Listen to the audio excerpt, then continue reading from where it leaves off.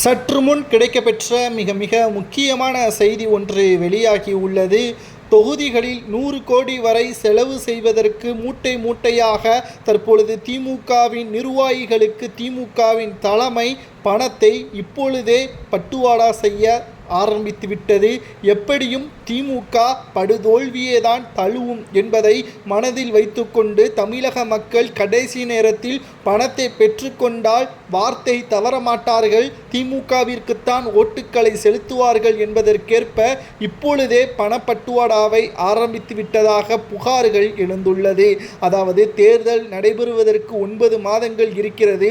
ஆனால் இப்பொழுதே எந்தெந்த தொகுதியில் எவ்வளவு செலவு செய்ய வேண்டும், எந்த தொகுதியில் திமுக மிகவும் மோசமான நிலைமையில் இருக்கிறது என்பதை ஒட்டுமொத்த நிர்வாகிகளிடம் கேட்டு வருகிறது திமுகவின் தலைமை.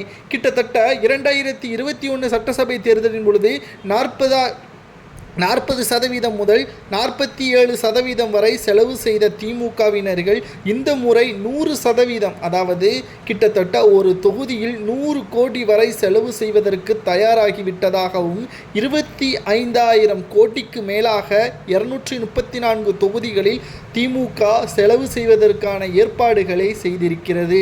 நாம் கேட்கக்கூடிய ஒரே ஒரு கேள்வி என்னவென்றால், இந்த பணத்தை வைத்து மக்களுக்கு நல்ல திட்டங்களை கொண்டு வந்திருந்தாலே திமுக அமோக வெற்றி அடைந்திருக்கும். ஆனால் ஏன் அதை செய்ய மறுக்கிறார்கள்? மீண்டும் மக்களிடம் பணத்தை கொடுத்து அதை இரட்டிப்பாக 3 மடங்காக மக்களிடம் வரியை உயர்த்தி ஆட்சிக்கு வந்த பிறகு வசூலிப்பதற்காகவா என்ற ஒரு கேள்வியையும் நம்மால் பார்க்க முடிகிறது. ஏன் திராவிட முன்னேற்றக் கழகம் மக்களிடம் சொன்ன வாக்குறுதியை நிறைவேற்றிவிட்டு அதை வெள்ளை அறிக்கையாக மக்களிடம் கொண்டு போய் சேர்த்தால் யார் ஓட்டு போட மறுப்பார்கள்? நிச்சயமாக அனைவரும் திமுகவிற்குத்தான் ஓட்டுக்களை செலுத்துவார்கள்.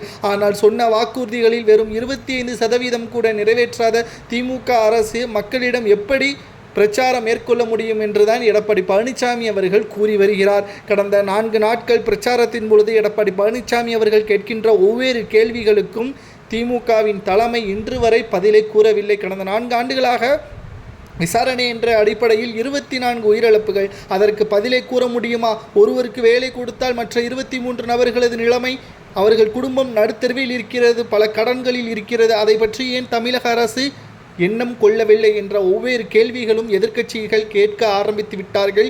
இனியும் தொகுதிக்கு பல கோடிகள் செலவு செய்தால் எந்த ஒரு பயனும் இல்லை. மக்கள் தெளிவாகிவிட்டார்கள். மக்கள் நிச்சயமாக திமுகவிற்கு எதிராகத்தான் செயல்படுவார்கள் என்ற தகவலும் தற்பொழுது கிடைக்கப்பெற்றுள்ளது.